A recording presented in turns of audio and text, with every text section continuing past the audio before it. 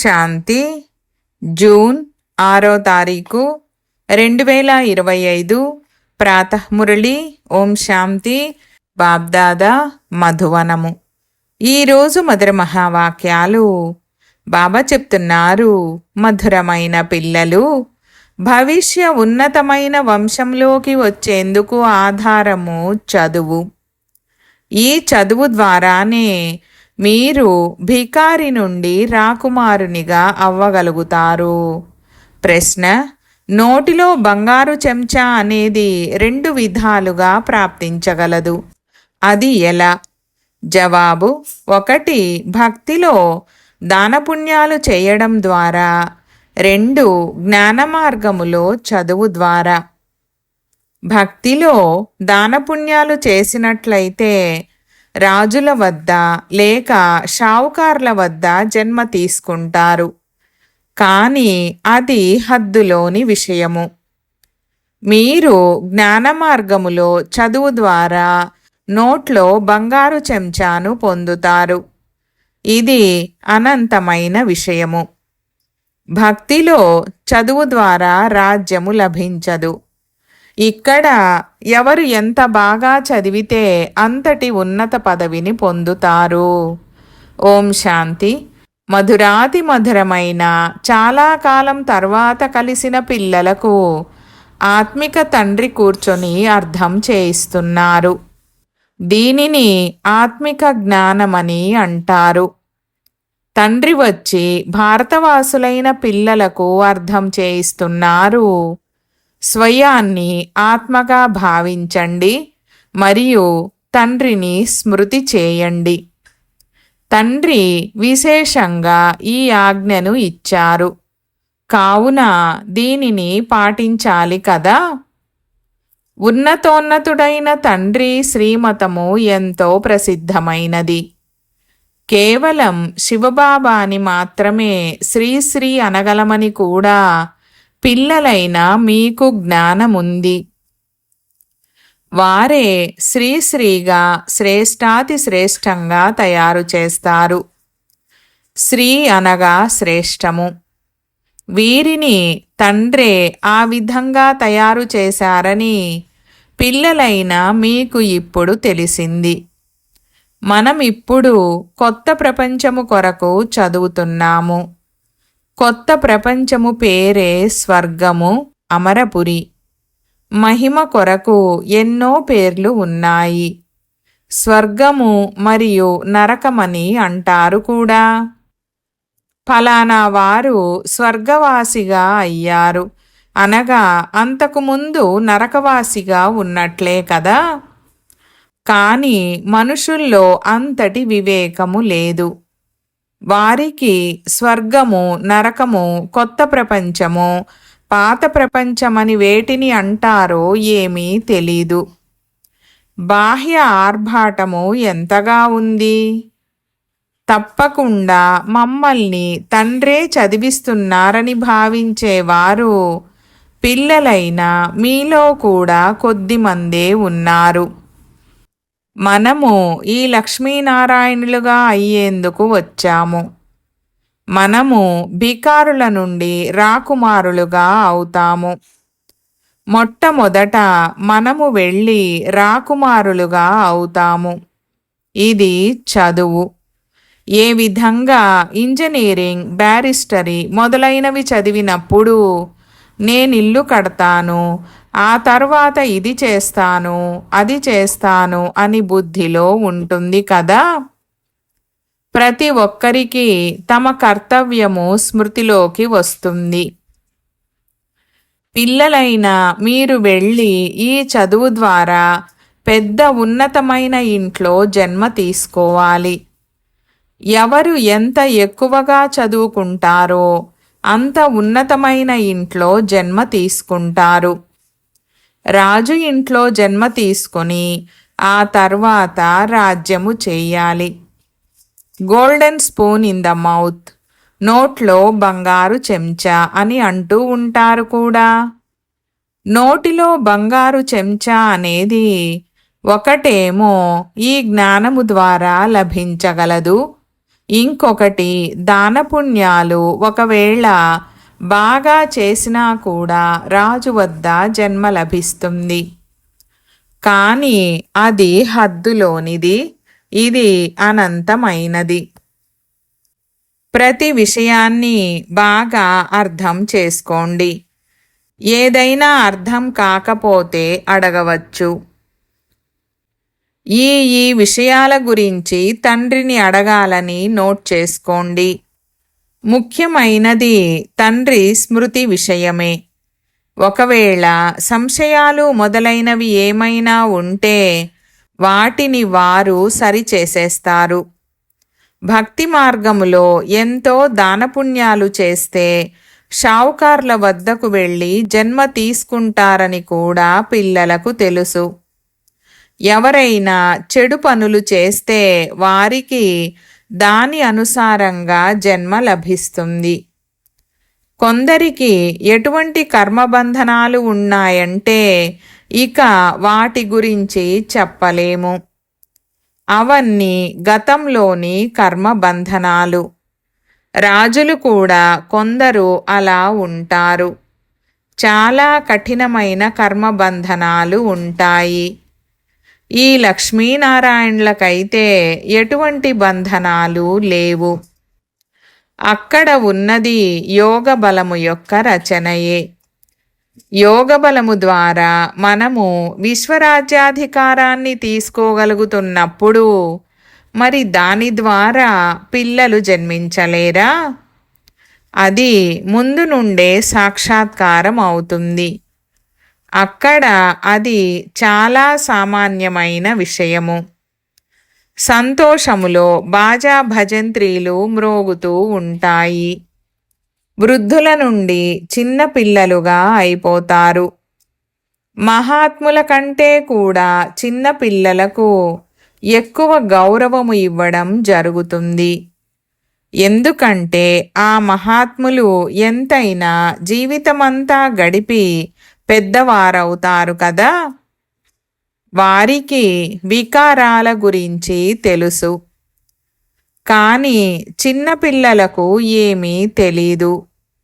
అందుకే వారిని మహాత్ముల కంటే ఉన్నతులని అనడం జరుగుతుంది. అక్కడైతే అందరూ మహాత్ములే. శ్రీకృష్ణుణ్ణి కూడా మహాత్మా అనే అంటారు. అతను సత్యమైన మహాత్మ. సత్యయుగములోనే మహానాత్మలు ఉంటారు. అటువంటి వారు ఇక్కడ ఎవ్వరూ ఉండరు. పిల్లలైన మీకు లోపల ఎంతో సంతోషం ఉండాలి. ఇప్పుడు మనము కొత్త ప్రపంచములో జన్మ తీసుకుంటాము. ఈ పాత ప్రపంచము ఇక అంతము కానున్నది. ఇల్లు పాతబడిపోతే కొత్త ఇంటి సంతోషము ఉంటుంది కదా. ఎన్ని మంచి మంచి పాలరాతి ఇళ్లను నిర్మిస్తారు. జైన ధర్మము వారి వద్ద ధనము ఎంతో ఉంటుంది. వారు స్వయాన్ని ఉన్నత కులము వారిగా భావిస్తారు. వాస్తవానికి ఇక్కడ ఉన్నత కులము అంటూ ఏదీ లేదు. ఉన్నత కులములో వివాహం చేయడానికి వెతుకుతారు. అక్కడ కులము మొదలైన వాటి విషయము ఉండదు. అక్కడైతే ఒక్క దేవతా కులమే ఉంటుంది, ఇంకేది ఉండదు. దానికోసం మీరు సంగమములో ఈ అభ్యాసం చేస్తారు. మేము ఒక్క తండ్రి పిల్లలము, అందరము ఆత్మలమే. మొదట ఆత్మ, ఆ తర్వాత శరీరము. ప్రపంచములో అందరూ దేహాభిమానులుగా ఉంటారు. మీరిప్పుడు దేహీ అభిమానులుగా అవ్వాలి. గృహస్థ వ్యవహారములో ఉంటూ మీ అవస్థను బాగా తయారు చేసుకోవాలి. బాబాకు ఎంతమంది పిల్లలున్నారు? ఎంత పెద్ద గృహస్థము ఉంది? వారికి ఎన్ని ఆలోచనలు ఉంటూ ఉండవచ్చు? ఇతను కూడా కష్టపడవలసి ఉంటుంది. నేను సన్యాసిని ఏమీ కాను. తండ్రి వీరిలోకి ప్రవేశించారు. బ్రహ్మ, విష్ణు, శంకరుల చిత్రము కూడా ఉంది కదా. బ్రహ్మ అందరికన్నా ఉన్నతమైనవారు. మరి వారిని వదిలి తండ్రి ఇంకెవరిలో వస్తారు? బ్రహ్మ ఏమీ కొత్తగా జన్మించరు. వారిని ఎలా దత్తత తీసుకుంటానో, మీరు ఎలా బ్రాహ్మణులుగా అవుతారనేది మీరు చూస్తున్నారు కదా. ఈ విషయాల గురించి మీకే తెలుసు, ఇతరులకేమి తెలుసు? వీరొక వజ్రాల వ్యాపారి. వీరిని మీరు బ్రహ్మ అని అంటారు. ఇంతమంది బ్రాహ్మణులు, బ్రాహ్మణీలు ఎలా జన్మ తీసుకుంటారనేది వారికేమి తెలుసు? ఒక్కొక్క విషయంలో ఎంతగా అర్థం చేయించవలసి ఉంటుంది. ఇవి చాలా గుహ్యమైన విషయాలు కదా. ఈ బ్రహ్మ వ్యక్తమైనవారు, వారు అవ్యక్తమైనవారు. వీరే పవిత్రంగా అయ్యి అవ్యక్తమైన వారిగా అవుతారు. వీరంటారు, ఈ సమయంలో నేను పవిత్రంగా లేను, ఇలా పవిత్రంగా అవుతూ ఉన్నాను. ప్రజాపిత అయితే ఇక్కడే ఉండాలి కదా, లేకపోతే ఎక్కడి నుండి వస్తారు? నేను పతిత శరీరములోకి వస్తానని తండ్రి స్వయమే అర్థం చేయిస్తున్నారు. మరి తప్పకుండా ఇతన్నే ప్రజాపిత అని అంటారు. సూక్ష్మవతనములో అలా అనరు. అక్కడ ప్రజలు ఏం చేస్తారు? వీరు ఇండిపెండెంటుగా పవిత్రంగా అయిపోతారు. ఏ విధంగా ఇతను కూడా పురుషార్థము చేస్తున్నారో అలా మీరు కూడా పురుషార్థం చేసి ఇండిపెండెంటుగా పవిత్రంగా అయిపోతారు. మీరు విశ్వాధిపతులుగా అవుతారు కదా. స్వర్గము వేరు, నరకము వేరు. ఇప్పుడు ఎంతగా ముక్కలు ముక్కలుగా అయిపోయింది. ఇది 5000 సంవత్సరాల క్రితం విషయము. అప్పుడు వీరి రాజ్యము ఉండేది. వాళ్ళేమో లక్షల సంవత్సరాలని అనేస్తారు. ఎవరైతే కల్పక్రితము అర్థం చేసుకుని ఉంటారో వారే ఈ విషయాలను అర్థం చేసుకుంటారు. ఇక్కడకు ముసల్మానులు, పారసీయులు మొదలైన వారందరూ రావడమనేది మీరు చూస్తారు. స్వయం ముసల్మానులు హిందువులకు కూడా జ్ఞానాన్ని ఇస్తున్నారు. ఇది ఆశ్చర్యము కదా. ఒకవేళ ఎవరైనా సిక్కు ధర్మము వారు ఉంటే వారు కూడా కూర్చొని రాజయోగాన్ని నేర్పిస్తారు. ఎవరైతే ఇతర ధర్మాలలోకి కన్వర్ట్ అయ్యారో వారు మళ్ళీ ట్రాన్స్ఫర్ అయ్యి దేవతాకులములోకి వచ్చేస్తారు. అంటుకట్టడం జరుగుతుంది. మీ వద్దకు క్రిస్టియన్లు, పారసీయులు కూడా వస్తారు. అలాగే బౌద్ధులు కూడా వస్తారు. సమయము దగ్గరకు వచ్చినప్పుడు నలువైపుల నుండి మన పేరు వెలువడుతుందని మీకు తెలుసు. మీరు ఒక్క భాషణ చేసినా అనేక మంది మీ వద్దకు వచ్చేస్తారు. ఇదే మా సత్యమైన ధర్మమని అందరికీ స్మృతి కలుగుతుంది. మన ధర్మానికి చెందిన వారు ఎవరైతే ఉంటారో వారందరూ తప్పకుండా వస్తారు కదా. ఇది లక్షల సంవత్సరాల విషయమేమీ కాదు. తండ్రి కూర్చొని అర్థం చేయిస్తున్నారు. మీరు నిన్న దేవతలుగా ఉండేవారు. ఇప్పుడు మళ్ళీ దేవతలుగా అయ్యేందుకు తండ్రి నుండి వారసత్వాన్ని తీసుకుంటున్నారు. మీరు సత్యాతి సత్యమైన పాండవులు. పాండవులు అనగా పండాలు. వారు దైహికమైన పండాలు మరియు బ్రాహ్మణులైన మీరు ఆత్మికమైన పండాలు. మీరిప్పుడు అనంతమైన తండ్రి నుండి చదువుకుంటున్నారు.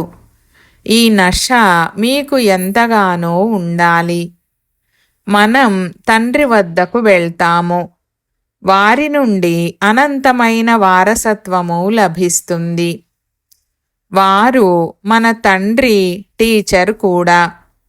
ఇక్కడ చదువుకోవడానికి టేబుల్, కుర్చీ మొదలైన వాటి అవసరమేమీ లేదు. ఇక్కడ మీరు రాసుకునేది కూడా మీ పురుషార్థం కొరకే రాసుకుంటారు. వాస్తవానికి ఇవి అర్థం చేసుకోవలసిన విషయాలు. శివబాబా మీకు ఉత్తరాలు రాసేందుకు పెన్సిలు మొదలైనవి ఉపయోగిస్తారు. శివబాబా రాసిన ఎర్రని అక్షరాలు వచ్చాయని పిల్లలు భావిస్తారు. ఆత్మిక పిల్లలు అని తండ్రి రాస్తారు. వారు ఆత్మిక బాబా అని పిల్లలు కూడా భావిస్తారు. వారు ఎంతో ఉన్నతోన్నతమైన వారు. వారి మతము అనుసారంగా నడుచుకోవాలి. తండ్రి అంటారు, కామము మహాశత్రువు. అది ఆది మధ్యాంతము దుఃఖాన్ని ఇస్తుంది. ఆ భూతానికి వశమవ్వకండి. పవిత్రంగా అవ్వండి. ఓ పతిత పావన అని పిలుస్తారు కూడా. పిల్లలైన మీకిప్పుడు రాజ్యం చేయడానికి ఎంతో శక్తి లభిస్తుంది. మీపై ఎవ్వరూ విజయాన్ని పొందలేరు. మీరు ఎంత సుఖవంతులుగా అవుతారు. మరి ఈ చదువుపై ఎంతటి అటెన్షన్ పెట్టాలి. మనకు రాజ్యాధికారము లభిస్తుంది. మనము ఎలా ఉన్నవారి నుండి ఎలా అవుతున్నామనేది మీకు తెలుసు. భగవాను వాచ కదా, నేను మీకు రాజయోగాన్ని నేర్పిస్తాను. రాజులకే రాజులుగా తయారు చేస్తాను. భగవంతుడని ఎవరిని అంటారు? ఇది కూడా ఎవ్వరికీ తెలీదు. ఆత్మ ఓ బాబా అని పిలుస్తుంది. కావున వారు ఎప్పుడు వస్తారు మరియు ఎలా వస్తారనేది తెలియాలి కదా. మనుషులే డ్రామా ఆది మధ్యాంతాల గురించి, దాని కాలము గురించి తెలుసుకుంటారు కదా.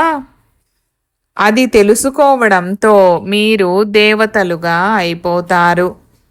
జ్ఞానము ఉన్నది సద్గతి కొరకే. ఈ సమయంలో ఇది కలియుగాంతము. అందరూ దుర్గతిలో ఉన్నారు. సత్యయుగములో సద్గతి లభిస్తుంది.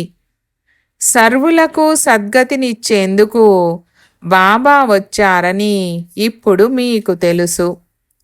వారు అందరినీ మేల్కొల్పేందుకు వచ్చారు.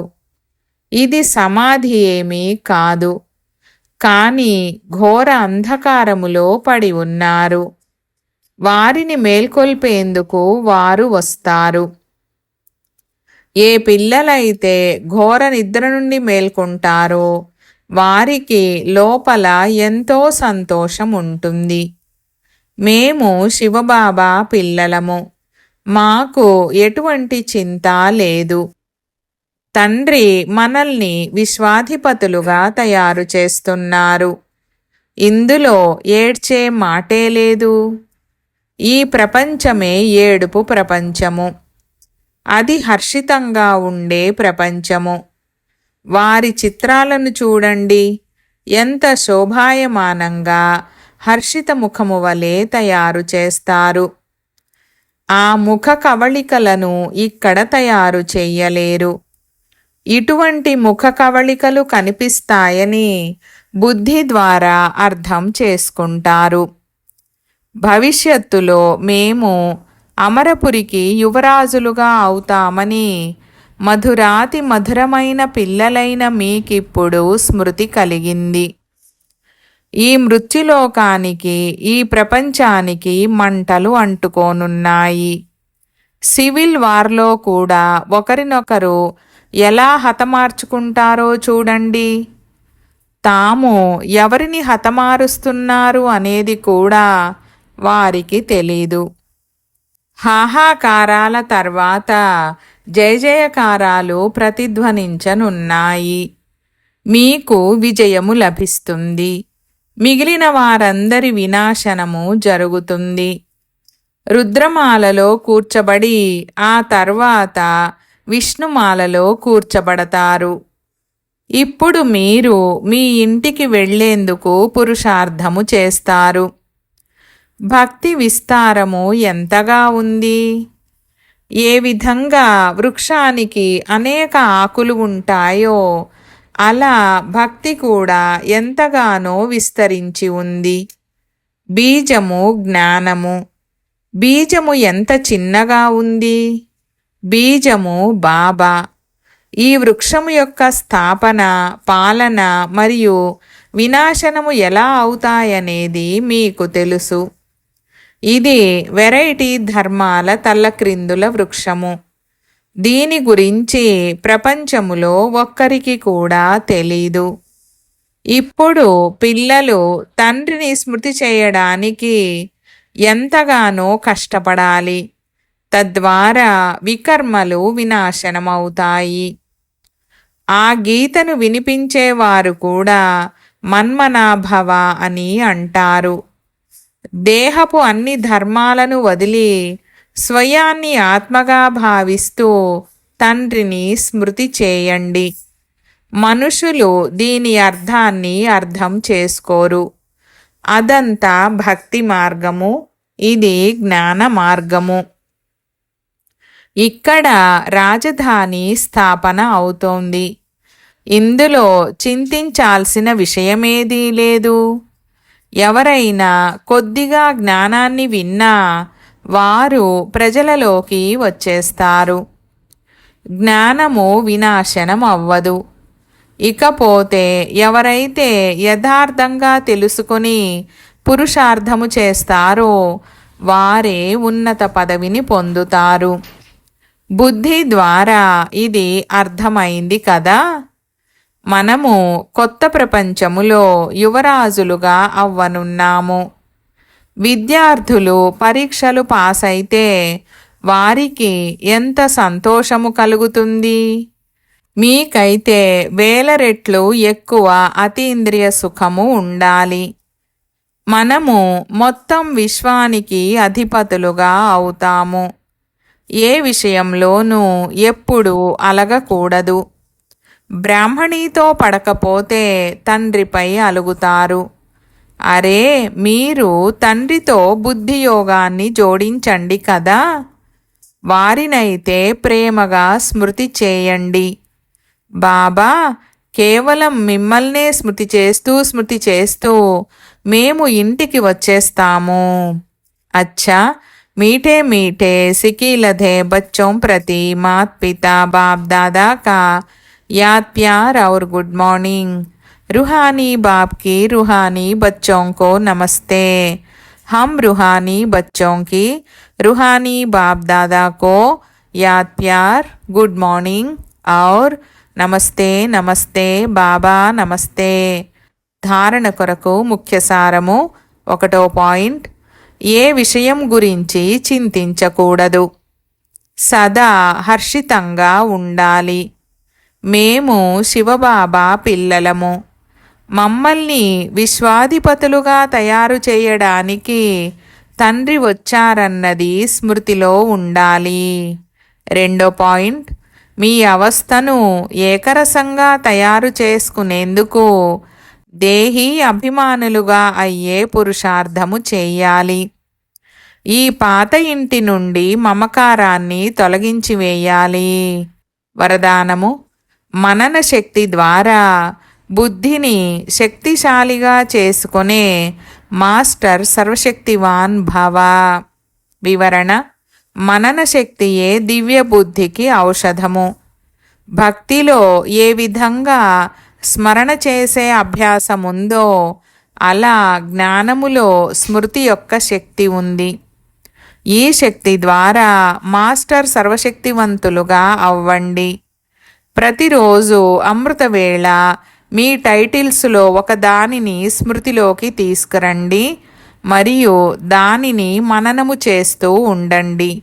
అప్పుడు మనన శక్తి ద్వారా బుద్ధి శక్తిశాలిగా ఉంటుంది. శక్తిశాలి బుద్ధిపై మాయా దాడి జరగదు. అటువంటి వారు పరవశము అవ్వలేరు. ఎందుకంటే మాయ అన్నింటికన్నా ముందు వ్యర్థ సంకల్పాల రూపీ బాణము ద్వారా దివ్య బుద్ధినే బలహీనం చేసేస్తుంది. ఈ బలహీనమవ్వడం నుండి రక్షించుకునేందుకు సాధనమే మనన శక్తి. స్లోగన్: ఆజ్ఞాకారి పిల్లలే ఆశీర్వాదాలకు పాత్రులు. ఆశీర్వాదాల ప్రభావము హృదయాన్ని సదా సంతుష్టంగా ఉంచుతుంది. ఈరోజు అవ్యక్త ఇషారా పాయింట్: సదా అనంతమైన ఆత్మిక దృష్టి భాయి సంబంధము యొక్క వృత్తి ద్వారా ఏ ఆత్మ పట్లనైనా శుభ భావనను పెట్టుకున్నందుకు ఫలము తప్పకుండా ప్రాప్తిస్తుంది. అందుకే పురుషార్థముతో అలసిపోకండి, నిరాశకు కూడా లోనవ్వకండి.